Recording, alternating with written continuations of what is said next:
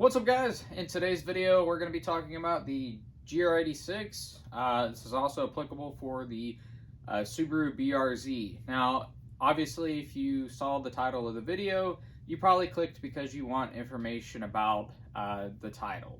So let's go ahead and address that. So the title of this video is essentially Subaru BRZ Toyota GR86 class action lawsuit. And if you own one of these cars, know anyone that owns these cars, or you're looking at purchasing one of these cars, you've likely saw the news about the class action lawsuit that was recently filed. And it was specifically filed on the previous generation, so not the GR86, but the 86. And that actually encompassed the BRZ because it's obviously the same car. But the actual class action lawsuit itself actually extends all the way through 2023. And that extends through the 2023 GR86 and the 2023 Subaru BRZ. So let's talk about what that means really quickly. So essentially what that means is a class action or a motion for a class action lawsuit has been filed.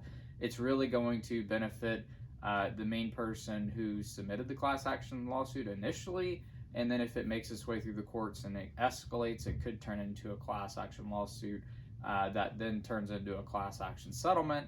And it could either be a settlement or it could be a forced recall. Who knows what the actual circumstances will actually account to. Toyota or Subaru may decide to just settle the claim with the original person who filed the claim and take care of that person, and we may never see anything. But what does that mean for those of us that own these cars? So first and foremost, like any class action lawsuit, if there is a class action lawsuit, you'll be notified in the mail if it impacts you officially. And so obviously if you believe that you should be impacted by this, you need to wait till that official letter comes out. It'll have the full terms of the lawsuit, and it'll have the attorneys, etc., etc., etc., etc. It'll have all the details. So what it means right now is really nothing. Own the car, don't own the car, or sell the car.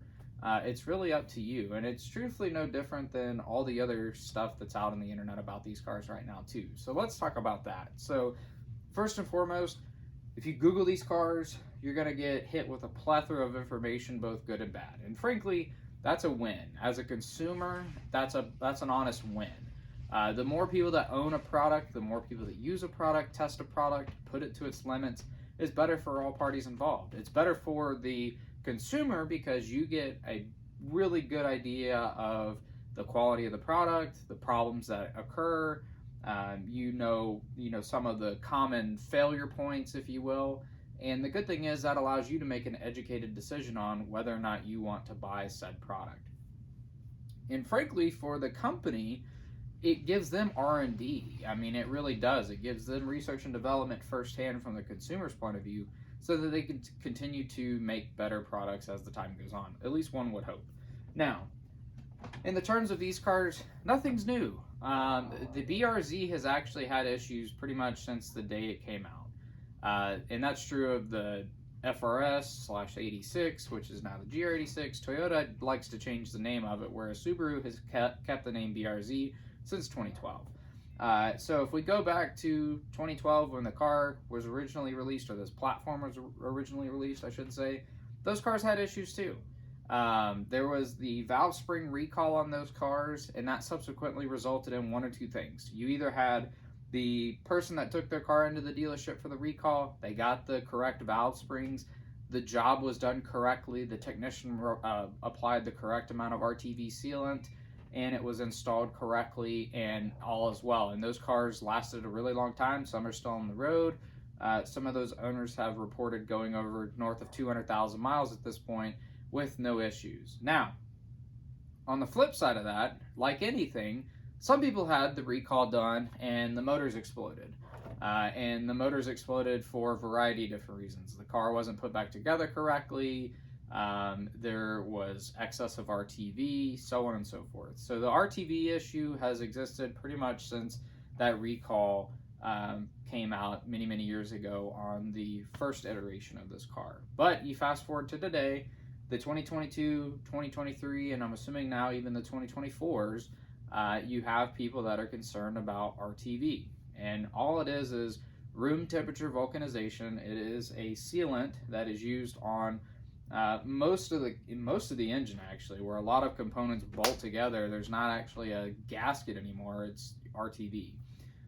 But specifically on this car, most people allege that the RTV that seals the oil pan and possibly the timing cover as well is excessive, and it's applied by a robot at the factory, and that excessive RTV is flaking off and getting sucked up into the oil pickup, subsequently resulting in oil starvation. So let's talk about a couple of things there. First and foremost, do I believe it's an issue? Absolutely. Any mass-produced item, vehicles, appliances, so on and so forth, there's going to be issues with them. It happens. Now, a lot of times they try to make the amount of issues very low because they don't want the stuff to come back to them, because then they have to pay for it.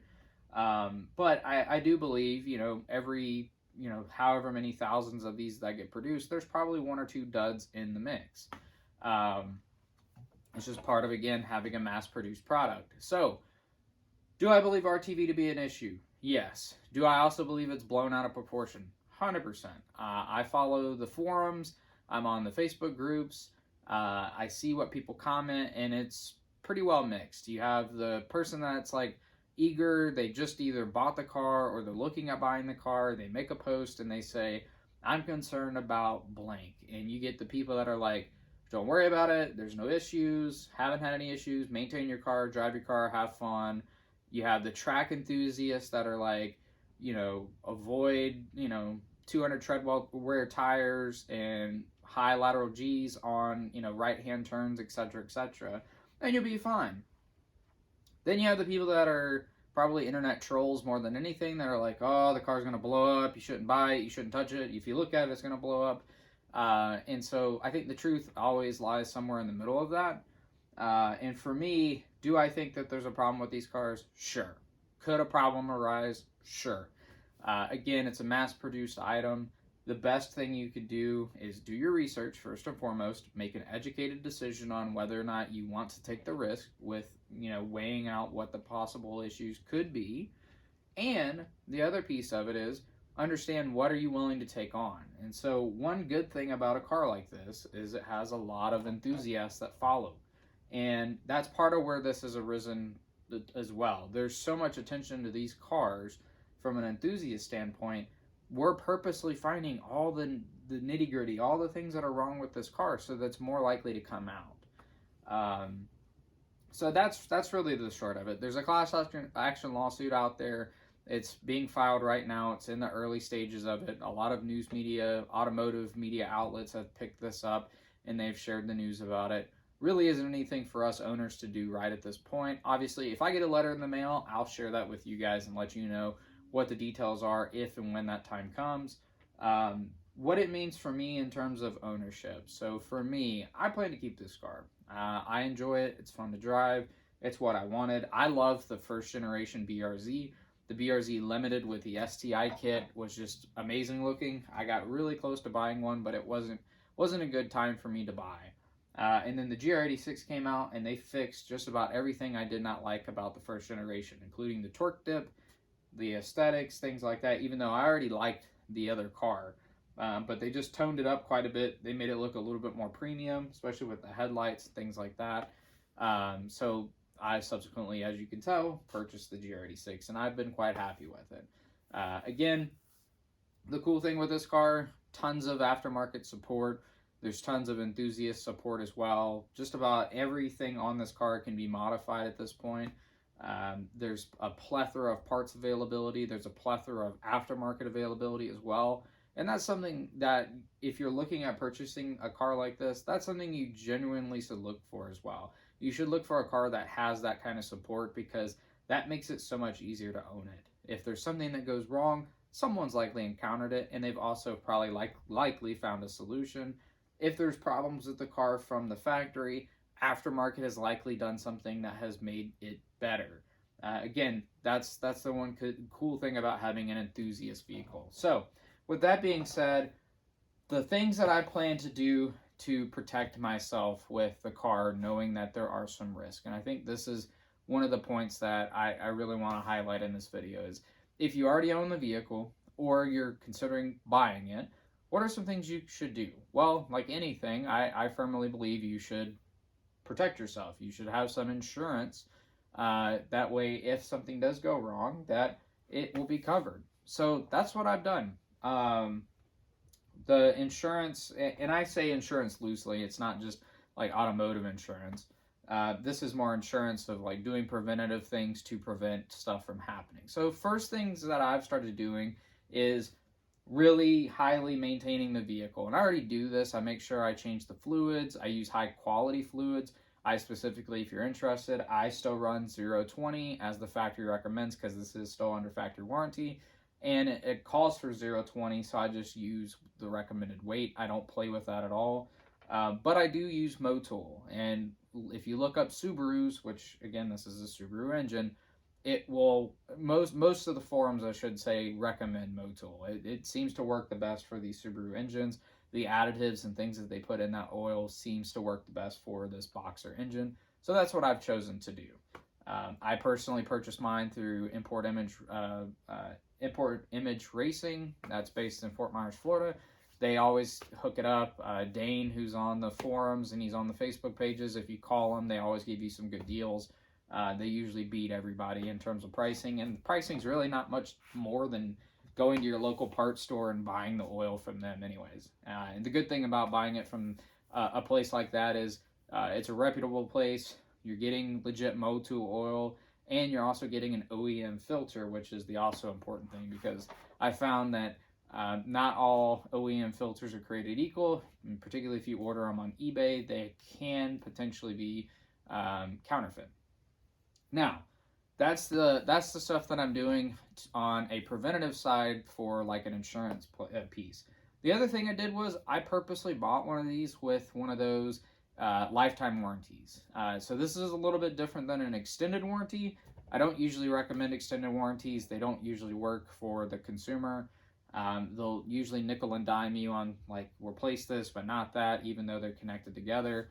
And it just causes more headache than if you were to just pay for the repair out of your own pocket. But I did buy this through a dealership that has a lifetime warranty, and I know some of you hear that, and you're probably like me in the beginning, where you're skeptical of that. Like, no way, they're not going to offer a lifetime warranty, and it's not really the dealership offering it; it's a third party. But I did get this with a lifetime warranty, and I'm sure they baked it into the price somewhere, but I didn't really pay any extra for it. I paid pretty much close to MSRP for this car. So with that being said, the lifetime warranty on this car does cover the engine. And it is true lifetime. There is no mileage cap. It's unlimited miles. And it's unlimited age or length of ownership.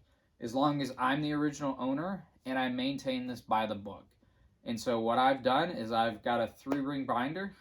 Even though I'm doing the maintenance myself, I did contact the lifetime warranty company, and they confirmed you are allowed to change your own oil. It's actually in writing too that you are allowed to do your own oil changes and maintenance. You just have to keep accurate records. So the burden is on me at this point. I have to keep copies of receipts. I have to document when I've changed it. And I've done that partially through this channel. I've videoed some of my oil changes or some of my videos. I've also been sending the oil to Blackstone almost every single time I've done an oil change on this car. I've drained it. I've sent a sample of the oil to Blackstone to keep a record of that as well. And I have that in this binder. So again, if you're going to own a car like this, I recommend doing that. That's just my recommendation. If you can get one with a warranty like I did, I think that's key.